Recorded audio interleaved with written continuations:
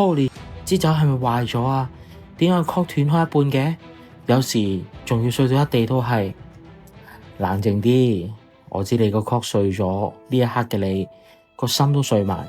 但係聽我講，碎 cork 唔等於壞酒，只係個酒室乾得滯，支酒仲有得救。今日就教你3招救 cork 大法。第一招，斜入陰力法，用酒刀中間嗰個轉嘴，以45度角打斜轉入剩餘嗰半嚿木裏面，用陰力慢慢將佢拉翻上嚟。第二招，老江湖神器推介亞蘇酒刀。如果個 cork 已經粉碎到轉唔到，係時候請出老酒嘅救星亞蘇開瓶器。兩片鋼片沿住樽頸兩邊夾落去，慢慢左右搖晃，好似玩夾公仔咁，將碎咗嘅木塞溫柔咁樣慢慢抽出嚟。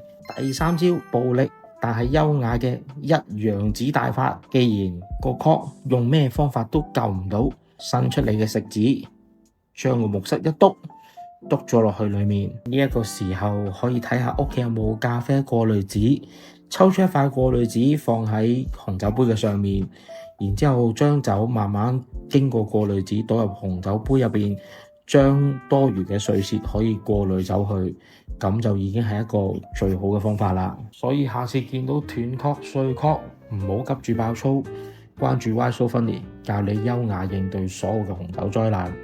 你最慘嗰次碎 cork 係開緊邊支酒？留言話俾我聽。中意呢條片嘅朋友記得訂閱、like 同埋 share。下次見，拜拜。